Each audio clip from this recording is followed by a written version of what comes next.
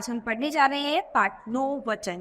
तो बच्चों, जिन शब्दों से किसी संख्या के एक या फिर अनेक होने का बोध होता है उसे वचन कहते हैं। तो आइए वचन के बारे में इस पाठ में पढ़ेंगे। वचन क्या होते हैं? दिए गए चित्रों को ध्यान से देखिए और वाक्य को पढ़िए। खंड का और खंड ख। यहाँ पर क्या है? बत्तख तैर रही है और घोड़ा दौड़ रहा है। लेकिन खंड खा में क्या है? बत्तखें तैर रही हैं और घोड़े दौड़ रहे हैं। तो बच्चों, आपने ध्यान दिया होगा कि खंड खा में बहु चित्र में बत्तख व घोड़ा एक है, जबकि खंड खा में बत्तखें और घोड़े अनेक हैं। एक या अनेक का बोध कराने वाले शब्द वचन कहलाते हैं। संज्ञा के जिस रूप से एक या अनेक शब्द का बोध हो उसे वचन कहते हैं। वचन के भेद, वचन के दो भेद होते हैं, एक वचन और बहुवचन। एक वचन शब्द के जिस रूप से उसके एक होने का बोध हो उसे एक वचन कहते हैं, जैसे संतरा, गाय, लड़की आदि। बहुवचन शब्द के जिस रूप से उसके अनेक होने का बोध हो उसे बहुवचन कहते हैं, जैसे संतरे, गाय, लड़कियां आदि। इसके बाद है वचन की पहचान। वचन की पहचान दो प्रकार से होती है, संज्ञा, सर्वनाम और विशेषण शब्दों के प्रयोग से, और दूसरा क्रिया शब्दों के प्रयोग से वचन की पहचान होती है। तो सबसे पहले पढ़ेंगे संज्ञा, सर्वनाम और विशेषण शब्दों के प्रयोग से वचन की क्या पहचान होती है। वचन के अनुसार वाक्यों का निर्माण होता है। निम्नलिखित वाक्यों में आए संज्ञा, सर्वनाम और विशेषण शब्दों से एक वचन और बहुवचन की पहचान होती है। जैसे एक वचन क्या है? कपिल ने पपीता खाया, और बहुवचन क्या हो जाएगा? कपिल ने पपीते खाए। तो यहाँ पर पपीता एक है और यहाँ पर पपीतों की संख्या अनेक है। गाय, गधा चल रहा है, गधे चल रहे हैं। तो यहाँ पर गधा एक है और यहाँ पर गधे बहुत सारे हैं। वह सो रहा है और वे सो रहे हैं। तो यहाँ पर वह यानी एक व्यक्ति है और वे सो रहे हैं यानी वे बहुत सारे व्यक्ति हैं। मैं खेलने गया, हम खेलने गए। तो यहाँ पर मैं में अकेला व्यक्ति है और हम में बहुत सारे हैं। तो उपयुक्त वाक्यों में पपीता, गधा, वह और मैं एक वचन संज्ञा और सर्वनाम है। पपीते, गधे, वे और हम इनका बहुवचन है। ठीक है। इसके बाद दूसरा देखते हैं, क्रिया शब्दों द्वारा बहुवचन की पहचान। कभी कभी ऐसा होता है जब संज्ञा और सर्वनाम शब्दों से वचन की पहचान नहीं होती, तब क्रियाओं से उनके वचन की पहचान की जाती है। जैसे कि एक वचन और बहुवचन, यानी शेर दहाड़ रहा है और शेर दहाड़ रहे हैं। ठीक है। तो यहाँ पर नहीं पता चल रहा, हमें किससे पता चल रहा है? यहाँ पर क्रिया के द्वारा पता चल रहा है कि एक वचन है या फिर बहुवचन है। यानी शेर दहाड़ रहा है और यहाँ पर क्या है? रहे हैं। रहा है, रहे हैं, क्या है आपका? क्रिया। तो क्रिया के द्वारा है हमें एक वचन और बहुवचन का पता चल रहा है। आम मीठा है लेकिन आम मीठे हैं। तो क्या है? ये बहुवचन हो गया। से मोर नाच रहा है, मोर नाच रहे हैं। तो यहाँ पर क्या है? उपयुक्त वाक्यों में दहाड़ रहा है, मीठा है और नाच रहा है, क्रियाएं एक वचन है। दहाड़ रहे हैं, मीठे हैं और नाच रहे हैं, क्रियाएं बहुवचन का ज्ञान कराती हैं। सदा एक वचन रहने वाले शब्द धन, ईश्वर, क्षमा, क्रोध, सौंदर्य, बानु, वर्ष, सत्य, आकाश, तेल, घी, पेट्रोल, चांदी, सोना, पीतल, सामान, मान, व्यथा, दस, सेना, जाति, भीड़, ताश, मोह, प्रेम, स्टील, आग, जनता, चाय, पुलिस, दूध, लोहा, पानी आदि शब्दों का प्रयोग सदा एक वचन के रूप में होता है। सदा बहुवचन रहने वाले शब्द दाम, ओट, समाचार, लोभ, होश, हस्ताक्षर, बाल, आंसू, प्राण, दर्शन आदि शब्दों का प्रयोग सदा बहुवचन में ही होता है। जैसे आप लोग देख सकते हैं, लोग शब्द सुनने में एक वचन है, ठीक है, लेकिन इसमें लोग में बहुत सारे लोग हैं, तो यानी ये अपने आप में ही क्या है? बहुवचन। ऐसे ये बाल शब्द जो है, बाल बोलने में एक वचन लग रहा है लेकिन ये क्या है? बहुवचन है, क्योंकि बाल तो आपके बहुत सारे हैं। बालों की संख्या एक नहीं है, बहुत सारी है। ठीक है।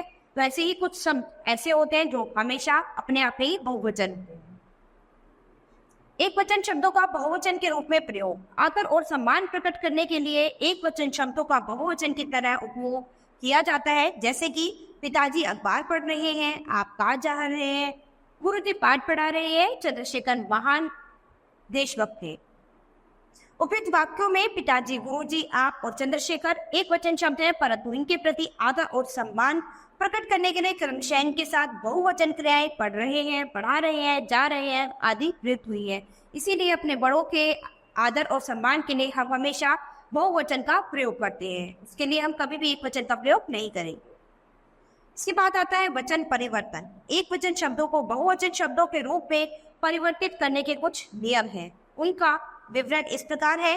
पुल्लिंग शब्दों में अंतिम आ को ए में बदलकर हम वचन को बदल सकते हैं। जैसे कि एक वचन से बहुवचन में कैसे बदलेंगे, आ को हमें ए में बदलना है। जैसे गधा है तो क्या हो जाएगा गधे, घोड़ा है तो क्या हो जाएगा घोड़े, लड़का है तो क्या हो जाएगा लड़के। जैसे अंडा का अंडे, पपीता का पपीते, रुपये का रुपये, बेटा का बेटे, जूता का जूते। स्त्रीलिंग शब्दों के अंत में आए आ को ए में बदलकर, ठीक है। तो कुछ स्त्रीलिंग शब्द हैं जिनके अंत में आ आया है, उसको ए में बदल देंगे तो वो क्या हो जाएंगे, बहुवचन में बदल जाएंगे। जैसे छड़ है तो छड़े, दाल है तो दालें, राह है तो राहें, सड़क है तो सड़कें, ठीक है। ऐसे ही स्त्रीलिंग शब्दों के अंत में ए को जोड़ देंगे तो वो बहुवचन में बदल जाएंगे। जैसे कि बाला का बालाएं, हवा का हवाएं, लता का लताएं, कथा का कथाएं, ठीक है। ऐसे ही कुछ स्त्रीलिंग शब्दों के अंत में ई को बड़ी ई या फिर बड़ी ई को हम इया में बदल देते हैं। इया में बदल देंगे तो क्या हो जाएगा, ये बहुवचन में परिवर्तित हो जाएगा। जैसे कि पत्नी का पत्नियां हो जाएगा, तानी का तानिया, रोटी का रोटियां, चारपाई का चारपाइयां, नीति का नीतियां, गली का गलियां, ठीक है।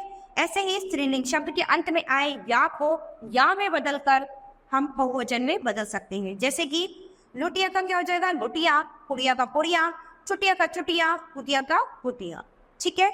ऐसे ही स्त्रीलिंग शब्दों के ऊ, बड़ा ऊ को ओ के स्थान पर ए लगाकर हम उसे बहुवचन में बदल सकते हैं। जैसे कि लू का लोहे, धेनु का धेनुए, बतू का वधुए, बहू का बहुए, माला मालाएं, माता माताएं। इसके बाद है कुछ शब्दों के साथ जन गण वर्ग वृंद लोग गण लगाकर इन्हें हम बहुवचन में बदल सकते हैं। जैसे कि प्रजा तो क्या हो जाएगा प्रजाजन, कमल कमल दल, तुम लोग, गुरु गुरुजन, पाठक पाठक वर्ग, धनी धनी लोग, ठीक है। तो ये कुछ शब्द लगाकर इन्हें हम बहुवचन में बदल सकते हैं। इसके बाद है संबंधवाचक तथा कुछ तत्सम अपरांत शब्द एक वचन और बहुवचन में समान रहते हैं। जैसे कि मामा मामा, तो इसमें कोई बदलाव नहीं होगा, ये एक वचन और बहुवचन में मामा ही रहते हैं। मामा का मामे नहीं होगा, मामाए नहीं होगा, कुछ नहीं होगा, ठीक है।